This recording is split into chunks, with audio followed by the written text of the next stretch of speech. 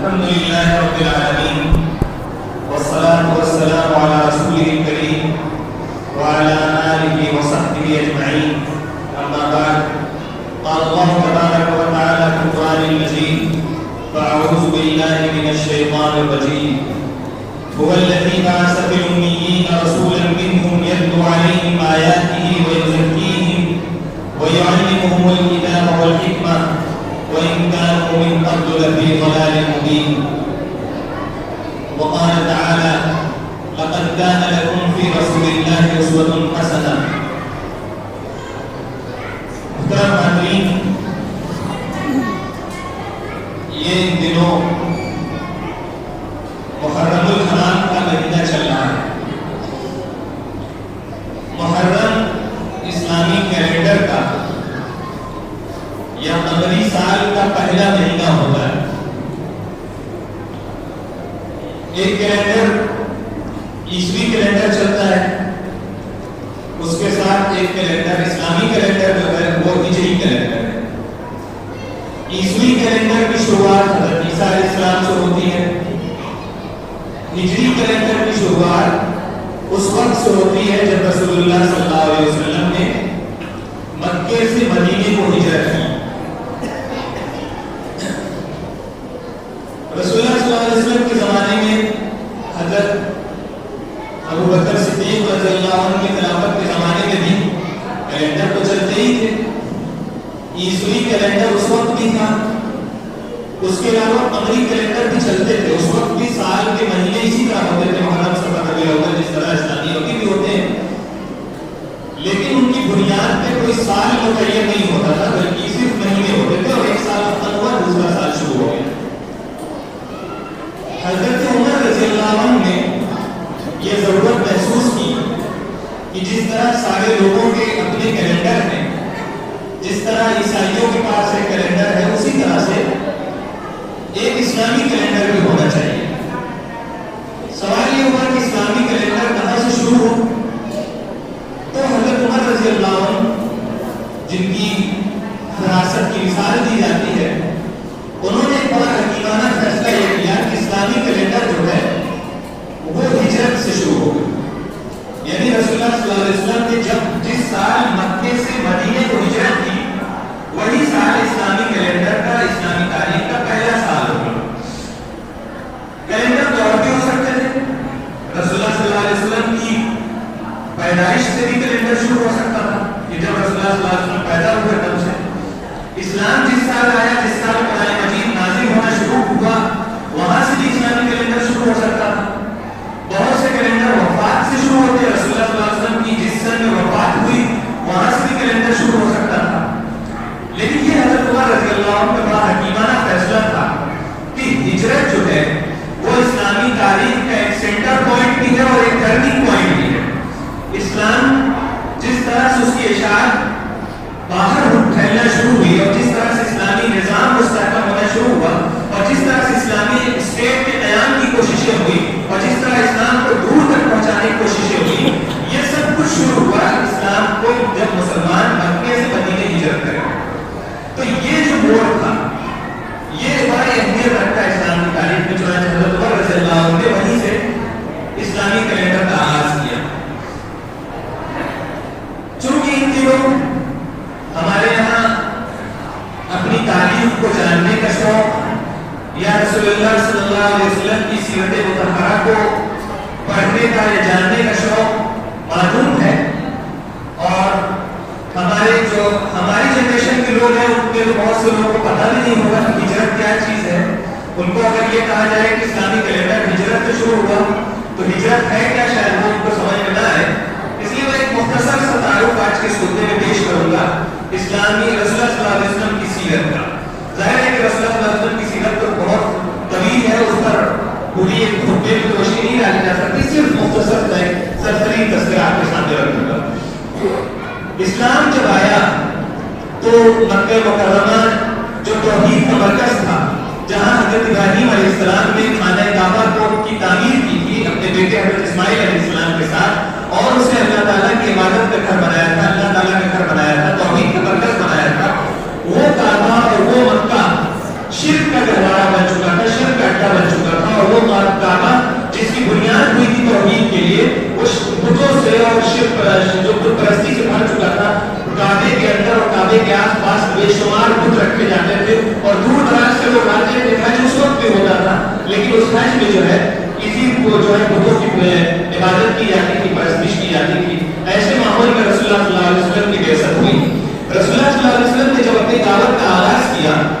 تو ظاہر ہے کہ یہ ایک نئے دین کی بات تھی.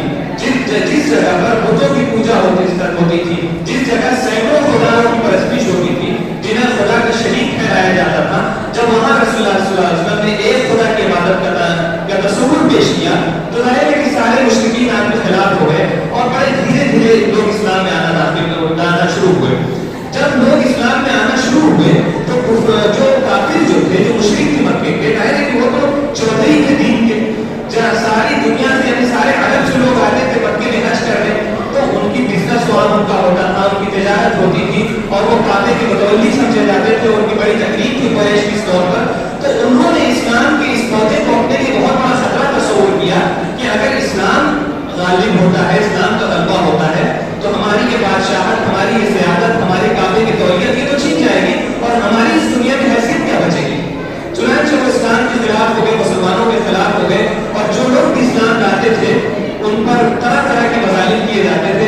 خود رسول اللہ صلی اللہ علیہ وسلم, آپ سوچیے کہ وہ ہستی جس سے بہتر آج تک اس روئے زمین پر کوئی پیدا نہیں ہوا, نہ ہو سکتا ہے قیامت تک, اس ہستی کے ساتھ کیا کچھ نہیں کیا گیا, اس ہستی کو مارا گیا, اس ہستی کو پیٹا گیا, اس کا خون بہایا گیا, طرح طرح کی اذیتیں دی گئیں. وہ لوگ جو رسول اللہ صلی اللہ علیہ وسلم پر ایمان لاتے تھے ان پر سارے مشرکین ان کے خلاف ہو جاتے تھے. کسی کو جو ہے کسی کو ضرور کیا جاتا تھا, کسی کو جلتے کوئلے پہ لٹا دیا جاتا تھا, کسی کو مار کے گرم پتھر سے دبا دیا جاتا تھا. کیا کچھ مظالم نہیں ہوئے.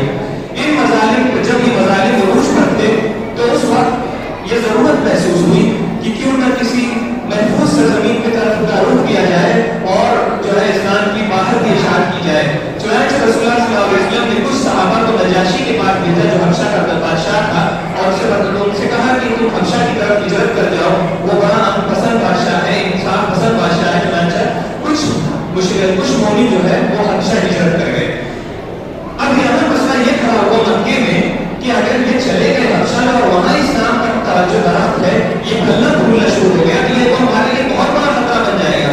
آج تو ہم مکے میں اس خطرے کو نہیں دبا پا رہے, اگر باہر سے کوئی قوت آ گئی اور باہر سے لوگ اسلام قبول کرنے لگے تب تو یہ ہمارے یہ بہت بڑا مسئلہ کھڑا ہو جائے گا. تو فوراً ایک جو ہے گروہ دوڑایا گیا اور ایک وقت بھیجا گیا, جو لوگ حبشہ جاتے تھے ان کو نجاشی کے دربار میں بھیجا گیا یہ کہنے کے لیے کہ ہمارے کچھ غلام ہیں, یہ ہمارے کچھ لوگ ہیں, ہمارے یہاں سے بغاوت کرتے ہیں, ایک نئے دین کی بات کرتے ہیں, ایک نئے دین کو لے کر اٹھے, یہ تو آپ کے دین کے خلاف ہیں, اور اس طرح کی باتیں لے کر ایک وقت پہنچا حبشہ میں نجاشی کے دربار میں.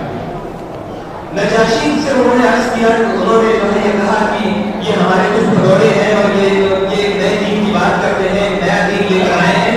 تو نجاشی نے اپنے پادریوں سے پوچھا, جو وہ عیسائی تھا, پادریوں نے یہ کہا کہ یہ بات صحیح ہے, یہ نئے دین کی بات لے کر آئے ہیں, یہ نئے دین لے کر اٹھے ہیں, تو بغاوت کرنا چاہتے ہیں, یہ مکہ کا ایک ہمارے مذہب کے لیے بغاوت کرتے ہیں. لیکن نجاشی جو ہے وہ ایک انصاف پسند بادشاہ تھا, اس نے کہا کہ نہیں, اس طرح فیصلہ نہیں ہوگا. اس نے ان مسلمانوں کی بھی بات سنی, اس نے کہا بتاؤ تم کیا کرتے ہو, کیا کہتے ہو. تو حضرت جعفر رضی اللہ عنہ جو حضرت ابو طالب کے بیٹے تھے, انہوں نے ایک بڑی زوردار تقریر کی نجاشی کے دربار میں. انہوں نے کہا کہ بادشاہ ہم تو مردار کھاتے تھے, ہم تو آپس میں لڑتے تھے, ہم سینکڑوں خداؤں کی پرستش کرتے تھے, اللہ نے ہمارے درمیان محمد کو بھیجا اور انہوں نے ہمیں صحیح راستہ دکھایا, خدا کی عبادت کی طرف لائے ہمیں. اور پھر نجاشی نے کہا کہ تم جس قرآن کی بات کر رہے ہو اس قرآن کو کچھ پڑھ کے سناؤ. تو حضرت جعفر نے سورہ مریم کی ابتدائی آیتیں پڑھ کر سنائی. نجاشی نے وہ آیتیں سنی اور اس کے آنکھوں میں آنسو آ گئے. اس نے کہا کہ تم انہیں غلط کہتے ہو, یہ اور جو ہے بائبل, یہ تو ایک ہی چراغ کی دو روشنیاں ہیں, یہ تو ایک ہی چشمہ ان کا ایک ہی ہے. انہوں نے اس میں بڑی تکلیف کی اور وہ خود بات اسلام قبول کیا, اور اس نے کہا آپ لوگ یہاں جس طرح چاہتے رہ سکتے ہیں. اس کے بعد جو لوگ مکے میں رہ گئے تو ان پر اور مظالم ہونے لگے, اس لیے کہ یہ تو ایک بڑی شکست تھی حبشہ کے دربار میں, جن سے قریش کے تجارتی تعلقات سے ان سے ہار گئے ایک طرح سے, تو ان پر اور مظالم ہونے لگے. تو پھر یہ ضرورت محسوس ہوئی کہ اب ایک اور ہجرت کی جائے. اسی دوران مدینے سے کچھ لوگ آئے, رسول اللہ صلی اللہ علیہ وسلم کی بات سنی, اسلام قبول کیا, اور انہوں نے جا کر مدینے میں اسلام کی دعوت شروع کر دی. اور دھیرے دھیرے مدینہ اسلام مسلمانوں کا ایک بڑا مرکز بننے لگا, وہاں بڑی تعداد کے لوگ اسلام قبول کرنے لگے. جب اس طرح سے ہوا تو مدینے میں موجود مسلمانوں نے سوچا کہ ہم یہاں اتنے آرام سے ہیں اور اللہ کی عبادت کر رہے ہیں, اور ہمارے رسول کی یہ حالت ہے کہ مکے میں ان کا نکلنا مشکل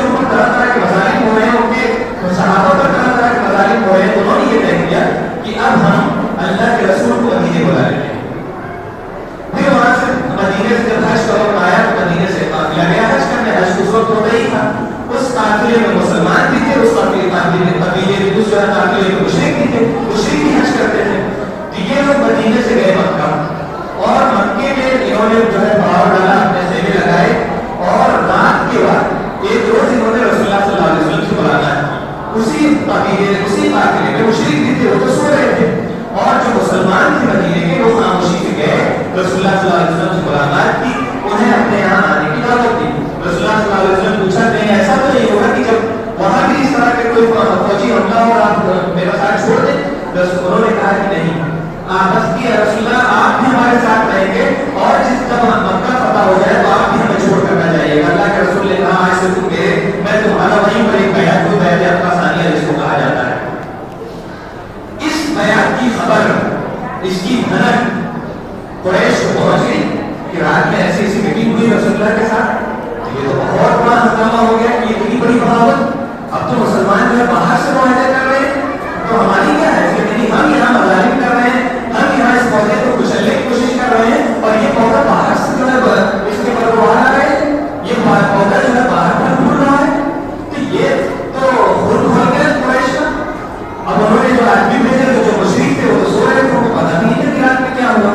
بہرحال اس طرح سے یہ ایک پلان بنا ہجرت کا، اور دھیرے دھیرے مسلمان وہاں سے رخصت ہونے لگے مکے سے، چھوٹے چھوٹے قبیلوں، چھوٹے چھوٹے وقت کی صورت میں. اور جس کو جب موقع ملا، ایک آدمی، دو آدمی، 10 آدمی، دھیرے دھیرے نکلنے لگے، یہاں تک کہ سارے لوگ نکل گئے.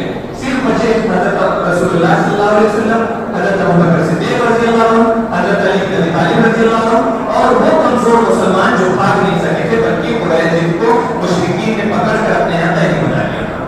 رسول اللہ صلی اللہ علیہ وسلم بھی انتظار میں تھے کہ اب مجھے بھی یہاں سے رخصت ہو جانا چاہیے. بالآخر ہجرت کا حکم آ گیا، اور رسول اللہ صلی اللہ علیہ وسلم ایک رات اپنے یار، اپنے دوست حضرت ابوبکر صدیق رضی اللہ عنہ کو لے کر وہاں سے رخصت ہو گئے.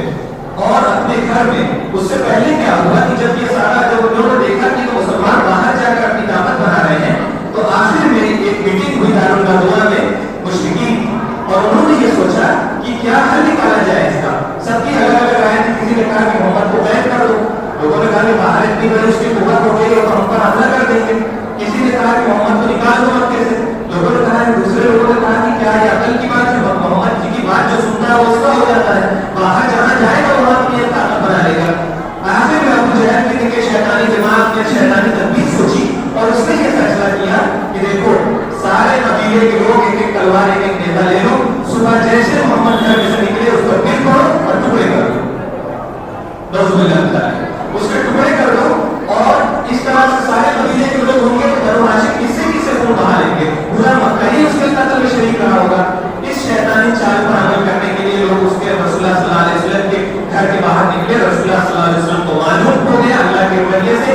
رسول اللہ صلی اللہ علیہ وسلم نے حضرت علی کو اپنے بستر پر لٹایا، ان کو اپنی چادر اڑائی، اور امانتیں، اب دیکھیے کہ جو آپ جس کے سب سے بڑے جانی دشمن ہے رسول اللہ، جس کو قتل کرنے کے لیے انہیں کی امانت بھی رکھی ہوئی ہے. رسول اللہ کے مذہب سے، رسول اللہ کے دین سے دشمنی تھی، لیکن رسول اللہ صلی اللہ علیہ وسلم کی امانت داری کے وہ لوگ بھی قائد تھے جو ان کو قتل کرنے کا پلان بنا رہے تھے. اور جس دن ان کے گھر کے باہر قتل کرنے کے لیے کھڑے ہوئے تھے، اسی دن انہیں کی امانتیں ان کے گھر میں رکھی ہوئی تھی.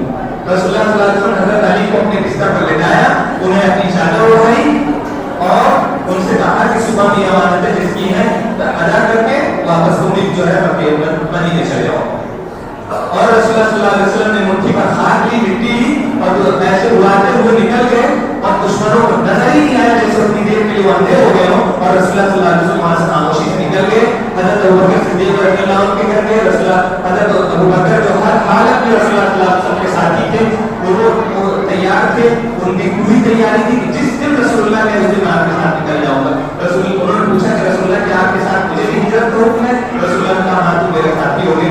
ان کی آنکھوں سے آنسو آ گئے خوشی سے، اور انہوں نے وہ دنیا پال کے تیار رکھی ہوئی تھی ہجرت کے لیے، اور رسول اللہ صلی اللہ علیہ وسلم نکل گئے.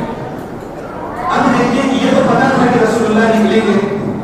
مکہ جو ہے وہ تھا شمال کی طرف، وہ مدینہ مکے سے شمال کی طرف تھا. تو جیسے پتا چلتا ادھری لوگ دوڑ کے جاتے اور پکڑ لیتے راستے میں. رسول اللہ صلی اللہ علیہ وسلم نکلے مکے مدینے جانے کے لیے، شمال جانے کے لیے جنوب چلے گئے. جنوب میں سارے سفر پڑتا ہے، وہاں پہ ٹھہرے ہوئے. صبح جب ہوئی اور مشرک جب حضرت علی سو کے اٹھے، مشرکین کے انتظار میں تھے محمد روز سویرے اٹھنے والے, ابھی تک اٹھے کیوں نہیں؟ جب اٹھے تو دیکھا کہ اس کا حضرت علی نکلے تو بڑے جس ہوئے, بڑے پریشان ہوئے.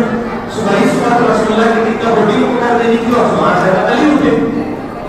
اب وہ بڑے بے چین ہوئے, حضرت علی کو پکڑا اور انہیں بڑا مارا پیٹا اور پوچھا محمد کہاں گئے؟ حضرت علی نے بتایا نہیں, ان کا مجھے پتہ ہی نہیں, نکلے ہیں کہاں گئے بتایا نہیں اس نے. اب یہ ہر طرف جو ہے انہوں نے چھان مارا, اور یہ تو اونٹ کے پیر کے نشان سے جو ہے سفر طے کر کے پیچھا کر لیتے تھے. تو اس کے بعد گئے, ہمارے 100 تک پہنچ گئے. رسول اللہ صلی اللہ علیہ وسلم وہاں نماز میں مصروف ہیں, اور نیچے جو ہے غار کے اندر اوپر پہاڑ ہے وہاں, اور وہاں تک وہ پہنچ گئے. وہاں سے رسول کے پیر میں نشان ہے, ہونٹیں کہیں اور باتیں ہوگی. بس حضرت ابوبکر صدیق رضی اللہ عنہ کی وہ خوف ہے کہ اگر یہ ذرا سے دیکھ لے نیچے تو ہم لوگ یہاں بیٹھے ہوئے اور رسول اللہ کی جان چلی جائے گی. ہر آدمی نکی تلوار کے اوپر کھڑا تھا. انہوں نے کہا کہ اللہ کے رسول اگر یہ ذرا اپنے پیر کی طرف دیکھ لے تو ہم پکڑ جائیں گے. رسول اللہ نے بڑے اطمینان سے کہا حسن اللہ ہمارا, ہم مت کرو, اللہ ہمارے ساتھ ہے. اور وہی ہوا کہ انہوں نے وہاں دیکھا ایک آدمی گیا پکڑا کہ منہ گرا ہوا لے کر واپس آیا, اور کہا کہ دیکھ نہیں رہو یہ غار ہے, اتنا مکڑی کا جالا لگا ہوا ہے, کبوتر کے انڈے ہیں یہاں, محمد جب پیدا نہیں ہوا تب سے یہ حال ہے, یہاں کہاں. اور اس کے بعد یہ لوگ چلے گئے. پھر حضرت 3 دن یا کتنے دن رہے وہ, اس کے بعد پھر وہاں سے نکل کر دوسرے راستے پہ رسول اللہ پہنچ گئے مدینے, اور اسی طرح سے وہ بھی نکل گئے. حضرت علی سوچی کہ وہ شخصیت ہے جس سے جو رحمت للعالمین ہے, جو محسن انسانیت ہے, جس کے اس زمانے میں کیا کسی زمانے میں اس سے بہتر کوئی ہستی اس روئے زمین پر پیدا نہیں ہو سکتی. وہ جب حق کی بات کر رہا ہے, وہ جب اللہ کی طرف لوگوں کو بلا رہا ہے, تو اس سے اسی کی مکے سے نکال کے رسول اللہ صلی اللہ علیہ وسلم مکے سے رخصت ہوئے تھے. آپ صلی اللہ علیہ وسلم کی آنکھوں میں آنسو تھے. آپ نے کہا مکے کی طرف بار بار مڑ کر آپ دیکھتے تھے اور فرماتے کہ اے مکہ تو مجھے بڑا عزیز ہے, اگر یہ سب مجھے یہاں سے نہ نکالتے تو میں نہ کرتا. یہ وہ ہستی تھی جس کے انسانات پوری انسانیت پر بسنے والے مسلمان یا انسان قیامت تک ادا نہیں کر سکتے, نہ اس کو فراموش کر سکتے. اس ہستی کے ساتھ یہ سلوک کیا گیا. رسول اللہ صلی اللہ علیہ وسلم تو وہاں سے رخصت ہو گئے, اور اس کے بعد حضرت علی بھی آ گئے اور سارے مسلمان وہاں پر جمع ہو گئے. تو اس کے بعد جو اسلام کی بنیادیں جو مضبوط ہوئی ہیں وہ وہاں مدینے کی ہوئی. قرآن مجید کی جو صورتیں ہیں, جو اما پارہ کی چھوٹی چھوٹی صورتیں ہیں جس میں قیامت کی بات ہے, جس میں بنیادی عقائد کی بات ہے, وہ تو مکی ہوتی ہیں. لیکن جو بڑی بڑی صورتیں جن میں احکامات ہیں, جس میں سورہ بقرہ ہے, آل عمران کی آیتیں ہیں, نساء, مائدہ, اعراف, انفال, اس طرح کی اس میں ان کی جو آیتیں ہیں, یہ سب تو مکے میں نازل ہوئی ہیں. سارے احکامی آیتیں, ساری لمبی صورتیں, مکمل جو اسلام ایک اسلام کا قانون بنا ہے, اسلام کا حیثیت دین, اسلام کا حیثیت دستور, اسلام کا حیثیت نظام زندگی جو ڈیولپ ہوا ہے, وہ سب کچھ مدینے میں ہوا. یہ ایک موڑ تھا ہجرت. اس سے پہلے کی جو زندگی تھی وہ مکی نہایت سخت دور تھا, جس میں مسلمانوں کو اپنا وجود بچانا مشکل تھا. رسول اللہ صلی اللہ علیہ وسلم نے اس میں حکمت سے کام لیا. اس وقت بھی آپ کے پاس حضرت عمر تھے, حضرت حمزہ تھے, حضرت علی تھے, لیکن رسول اللہ صلی اللہ علیہ وسلم نے جنگ کو اوائڈ کیا, کبھی خانے جنگی نہیں آنے دی. یہ بنیادی نقطہ ہے. یہ آج بھی یہ نقطہ تسلیم کیا جاتا ہے کہ کوئی بھی قوم اگر خانے جنگی میں مبتلا ہو جائے تو وہیں برباد ہو جاتا ہے, کتنی بھی طاقتور قوم ہو. اور آپ دیکھ رہے ہیں بڑے بڑے عرب ممالک کو کس طرح برباد کیا جا رہا ہے. آج ایک چھوٹی سی مثال شام کی دیکھیے, سیریا کیسا ہنستا کھیلتا اور جو ہے سب جو شاداب ملک اور خانے جنگی کا اس کا کیا حشر ہوا. تو رسول اللہ صلی اللہ علیہ وسلم نے مکہ میں اس بات کو یقینی بنایا کہ کوئی جنگ اور خانے جنگی کی کیفیت نہیں آنے دینا ہے اور امن کے ساتھ کرنا ہے. اور رسول اللہ صلی اللہ علیہ وسلم کا مدینے کا دور بھی پورا امن ہی کا دور ہے. یہ جب ہم اسلامی تاریخ پڑھتے ہیں تو وہاں بار بار جو ہم جنگوں کا تذکرہ سنتے ہیں, لیکن جنگیں تو بڑی معمولی ہے نا. جنگ بدر تو کسی ایک دن ہوئی ہوگی, غزوہ احد تو کسی ایک دن ہوا ہوگا, خندق تو کسی دن ایک دن ہوئی ہوگی. باقی جو پوری تاریخ ہے مدینے کی, اس میں اسلامی ریاست کو مستحکم کیا گیا, اس میں اسلامی اخلاقیات کی بنیاد ڈالی گئی, اس میں انسانی حقوق متعین کیے گئے, اس میں اسلام کو ایک دستور اور ایک منشور کی حیثیت سے بنایا اور پیش کیا گیا. یہ پورا اس میں انسانوں کی تربیت کی گئی, اس میں دور تک دین کو پہنچایا گیا. جنگ بدر ہوئی, اس وقت مسلمان 313 کی روایتوں کے مطابق 313 میں لڑی. غزوہ احد ہوا, غزوہ احد میں بتایا جاتا ہے کہ تقریباً 1000 مسلمان تھے, جس میں سے 300 منافق لے کر عبداللہ بن ابی چلا گیا, 700 بچے. لیکن اس کے بعد جب حجۃ الوداع کا موقع آتا ہے تو حجۃ الوداع کے موقع پر 1.5 لاکھ دنیا میں. تو یہ 1.5 لاکھ مسلمان اتنی دور تک جو اسلام پہنچا, یعنی 1.5 لاکھ مسلمان تو رسول اللہ کے ساتھ حج کرنے آئے تھے, اس کے جو نہ آئے ان کو چھوڑ دیجیے. تو جب اتنی دور تک اسلام پہنچا, اتنی دور تک اسلام کی اشاعت ہوئی, تو یہ تو اسی مکی دور مدنی دور میں ہوا تھا. تو اسی ہجرت کے بعد یہ سب کچھ ہوا. اور میں باقی بیچ کی تفصیلات میں چھوڑ رہا ہوں. آخری میں رسول اللہ صلی اللہ علیہ وسلم جب مدینہ نے آخری حج کیا, رسول اللہ صلی اللہ علیہ وسلم کا وہی زندگی کا پہلا حج تھا اور آخری حج تھا. جب اس وقت رسول اللہ صلی اللہ علیہ وسلم گئے ہیں تو 1.5 لاکھ کے قریب مسلمان وہاں موجود تھے. اس وقت رسول اللہ صلی اللہ علیہ وسلم کا کردار آپ دیکھیں کہ جب آپ مکے میں گئے ہیں, آپ نے بتوں کا صفایا کیا ہے اور اس کے بعد آپ وہاں مشرکین کے سامنے کھڑے ہوئے. اس وقت وہ لوگ بھی کھڑے تھے سامنے جنہوں نے رسول اللہ کے قتل کی سازشیں کی تھی. اس وقت وہ لوگ بھی سامنے کھڑے تھے مجرموں کی طرح جنہوں نے رسول اللہ صلی اللہ علیہ وسلم کے صحابہ پر ہر ممکن ظلم کیا تھا جو وہ کر سکتے تھے. اس وقت سامنے وہ لوگ بھی کھڑے تھے جنہوں نے اسلامی پودے کو کچل دینے کی ہر ممکن کوشش کی تھی. اس وقت سامنے وہ لوگ بھی کھڑے تھے جنہوں نے رسول اللہ کے قتل کی پوری سازش کی تھی اور سامنے دروازے پہ کھڑے ہو گئے تھے. اس وقت وہ لوگ بھی تھے جنہوں نے رسول اللہ کے سامنے اوپر پتھر برسائے اور ان پر طرح طرح کے مظالم کیے اور آپ صلی اللہ علیہ وسلم کے صحابہ کو وہیں قتل بھی کیا. اس وقت وہ لوگ بھی تھے جنہوں نے غزوہ احد اور جنگ کے بدر میں مسلمانوں کا خون بہایا تھا, ان کے سر تن سے جدا کیے تھے. سب مجرموں کی طرح گردن جھکائے ہوئے کھڑے تھے اور رسول اللہ صلی اللہ علیہ وسلم ان کے سامنے کھڑے تھے. انہوں نے پوچھا رسول اللہ نے کہ آج مجھ سے کیا امید رکھتے ہو, فتح مکہ کی بات کر رہا ہوں. جب رسول اللہ نے پوچھا کہ آج مجھ سے کیا امید رکھتے ہو, تو انہوں نے کہا کہ آپ اچھے بھائی ہیں, اچھے بھائی کے بیٹے ہیں. رسول اللہ صلی اللہ علیہ وسلم نے کہا انتم الطلقاء لا تثریب علیکم اليوم انتم الطلقاء, آج تم پر کوئی گرفت نہیں ہے, آج تم پر کوئی پکڑ نہیں ہے, آج تم سب آزاد ہو جاؤ, چلے جاؤ. بتائیے کہ دنیا میں اس سے بڑی کوئی مثال مل سکتی ہے ماضی کی, جو اسلام کو کٹاتا کا مذہب کہتے ہیں, جو اسلام کو تشدد کا مذہب کہتے ہیں, جو کہتے ہیں کہ رسول اللہ صلی اللہ علیہ وسلم نے جنگوں کے ذریعے اور تلوار کی بنیاد پر اسلام پھیلایا تھا. وہ بتائیں کہ کیا اس سے بڑی کوئی مثال مل سکتی ہے جنہوں نے خون بہایا تھا مسلمانوں کا اور رسول اللہ کی جان کے پیچھے پڑے تھے, جنہوں نے سارے مظالم کیے تھے, وہ آج مجرموں کی طرف کھڑے ہیں. اور جب وہ پوچھ رہے ہیں تو رسول اللہ سے یہی امید رکھتے ہیں کہ آپ اچھے بھائی معاف کر دیجیے. اور تاریخ نے دیکھا کہ یہ وہ جواب تھا, تاریخ اس سے پہلے یہ جواب حضرت یوسف علیہ السلام نے دیا تھا جب ان کے بھائیوں نے, ان بھائیوں کو جنہوں نے قتل کے لیے کنویں میں ڈال دیا تھا, جب ان پر قدرت ہوئی حضرت ابراہیم اسماعیل حضرت یوسف علیہ السلام کو, تو انہوں نے یہی جواب دیا تھا کہ رب تم مطلقہ جاؤ, تم سب آزاد ہو. یہی جواب دیا رسول اللہ صلی اللہ علیہ وسلم نے. فتح مکہ کے بعد رسول اللہ واپس گئے اور اس کے بعد آخری حج کیا. آخری حج کے موقع پر رسول اللہ صلی اللہ علیہ وسلم نے ایک خطبہ دیا, بڑا زوردار خطبہ ہے, بڑا شاندار خطبہ ہے, صحیح معنوں میں اسلام کا دستور ہے, اسلام کا منشور ہے. وہ انسانوں کے بنیادی حقوق کو تعین کرتا ہے, وہ انسانوں سے متعلق جو اخلاقیات ہیں ان کو طے کرتا ہے, وہ اسلام کی اخلاقی قدریں طے کرتا ہے, وہ اسلام کے ممنوعات جو ہے اور حرام چیزیں حلال چیزیں سب کو متعین کرتا ہے. اس خطبے کے بعد رسول اللہ صلی اللہ علیہ وسلم نے یہ آیت پڑھی کہ ہم اليوم اکملت لکم دینکم واتممت علیکم نعمتی ورضیت لکم الاسلام دینا. رسول اللہ صلی اللہ علیہ وسلم جس مشن کو لے کے آئے تھے اس کا اعلان کر رہے ہیں. اللہ کا یہ اعلان ہے رسول اللہ صلی اللہ علیہ وسلم کی زبان سے ادا ہوا ہے کہ آج میں نے تمہارے لیے تمہارا دین مکمل کر دیا اور تم پر اپنی نعمتیں تمام کر دی اور تمہارے لیے اسلام کو بطور دین منتخب کیا ہے. سارے 1.5 لاکھ مسلمانوں کا مجمع اس آیت کو سن رہا تھا. لوگ خوش تھے کہ رسول اللہ جس کے مشن کو لے کے آئے وہ آج پورا ہو گیا. ایک شخص تھا اس مجمع میں جس کے آنکھوں سے آنسو بہ رہے تھے, وہ شخصیت حضرت ابوبکر رضی اللہ عنہ کی تھی. وہ سمجھ کے مجمع کے ایک شخص نے یہ سمجھ لیا کہ آج رسول اللہ کا مشن پورا ہو گیا, آج رسول اللہ جس کام کو کرنے آئے وہ مکمل ہو گیا, اب رسول اللہ زندہ نہیں رہیں گے, اب رسول اللہ اس دنیا سے رخصت ہونے والے ہیں. جس دین کو لے کر آئے وہ مکمل ہو گیا. اسی طرح سے جب رسول اللہ نے یہ آیت پڑھی تھی کہ اذا جاء نصر اللہ والفتح ورأيت الناس يدخلون في دين الله افواجا فسبح بحمد ربك واستغفر انه كان توابا. جب اذا جاء نصر اللہ والفتح, جب اللہ کی مدد اور فتح آ گئی, مکہ فتح ہو گیا اور لوگ اسلام میں داخل ہونے لگے ہیں, تو اب تم اللہ کا شکر, اللہ کی تسبیح بیان کرو. اس کا مطلب یہ تھا کہ رسول اللہ کا مشن پورا ہو گیا. اب رسول اللہ کے جانے کے دن آ گئے ہیں اور اس کے بعد بتایا جاتا ہے کہ 3 مہینہ اس کے بعد رسول اللہ صلی اللہ علیہ وسلم زندہ رہے اور اس دنیا سے رخصت ہو گئے. تاریخ اسلام کا سب سے بڑا واقعہ روما ہو کر انجام کو پہنچ گیا. اس انسانی تاریخ کا سب سے بڑا واقعہ جو ہو سکتا تھا, جس کی دعا حضرت ابراہیم نے کی تھی, جس کی بشارت حضرت عیسیٰ نے سنائی تھی, وہ واقعہ جام نظیر ہو گیا, وہ قصہ ختم ہو گیا.